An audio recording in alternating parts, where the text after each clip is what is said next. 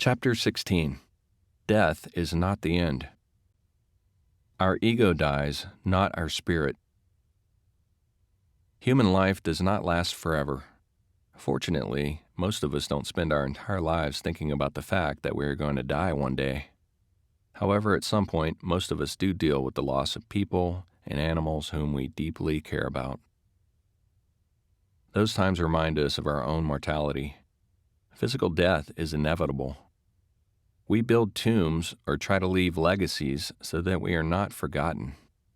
Thinking about physical death while not knowing or having faith in the truth about the greater eternal reality is sad and depressing. However, the spiritual part of us existed before our ego self and will exist after our human life is over. It is an undisputed fact that our human bodies come and go. But what happens to our limited conscious experience of memories as an individual here? I don't understand or claim to know exactly. I don't know if those parts of us are quarantined spiritually and given another body to inhabit here, or given another life elsewhere, using the memories developed here in some way to evolve further in another state of amnesia. What I do know, because I was shown, is that all life on earth is of a greater spirit of one source. I can say that all of us as a collective consciousness are shaping a greater spirit of one. I could guess that there are other dimensions, forms, expressions, hierarchies, and levels of the overall, forever expanding, and eternal thing called life, which comes from an origin of one. Our human ego never wants to die, but our ego is just part of the temporary experience we have as human beings. In the big picture, we cannot see that everything will be all right. Really. The greater spiritual reality is better than you can imagine with a limited consciousness based on 5 senses.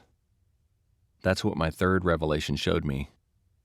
It is only my ego, the temporary part of me, that does not like the idea of an ending to my human experience of 5 senses. But when our human body dies, we are released from the 5 senses and become part of an unlimited consciousness again, that part of us that is eternal and one. However, as a human being, you want to hear a more personal story. You want to hear about the eternal importance of your human identity establishing a deeper meaning into eternity. But that need is only based on human fear and ignorance. You don't know what you don't know. It's all going to be okay. It's all good. Near-death experiences and deep meditation have one thing in common: the release, surrender, and detachment from the ego or sense of self. It is a temporary release from the human experience with 5 senses. When people return from those experiences, they usually give accounts of perfect peace, which is the experience of our spiritual essence, the true greater reality, which is so beautiful that it is beyond verbal description. Our physical death is a release from limited consciousness into unlimited spiritual consciousness. Our spirit will always be a part of new life experiences into eternity. Spiritual death does not exist. The death of self or our ego is actually a positive thing, but that's hard to grasp when it's all we know ourselves to be. Yes, ego comes and goes. It is born into a beginning, has a life experience with 5 senses, and then dies. To many people, the thought of surrendering to the end of life as we know it is troubling. The unknown is often frightening, but that's just our imaginations at work. Some people believe that when we die, we remain forever exactly as we are now. That's a human idea based on projection, without an understanding of the greater reality beyond the one we experience with 5 senses. We imagine the afterlife this way because we don't want to let go of the loving connections we care about in this life. Our life with others has a unique meaning here, which we don't want to change or end. But at the moment of physical death, those worries and concerns end. There is no more separation, only total reunion with the great spirit of one, which spiritually includes everyone we have ever loved. After physical death, we won't be in the same form with a body, instincts, fears, limited senses, and ignorance of what we really are. The illusion of separateness is lifted upon physical death. There is no fear, only perfect peace. Physical death is not terrifying. It's all good after this. It's all ours spiritually for eternity. The illusion of separation.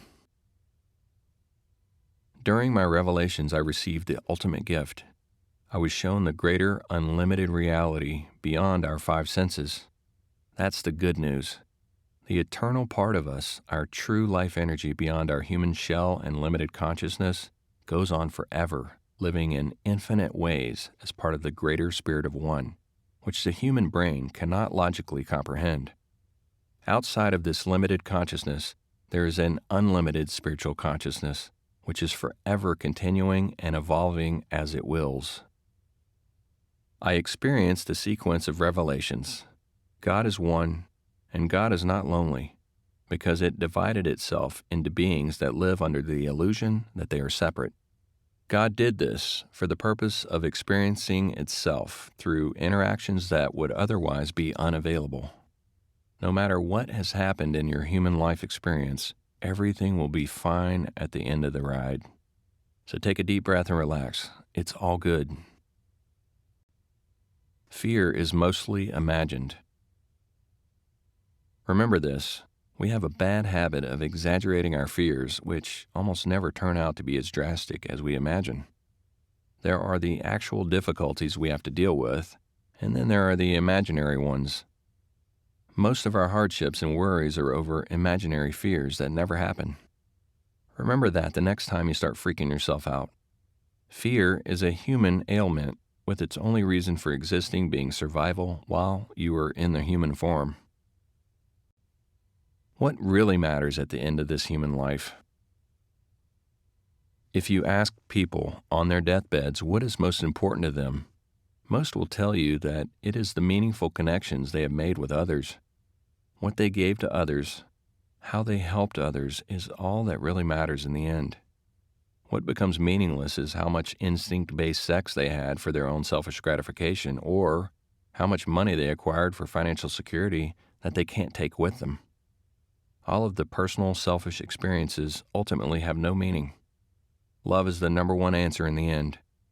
Love is all that matters, not the selfish love of self, but the unselfish loving of and from others. What is love exactly? It is the primary, eternal essence of what we are spiritually.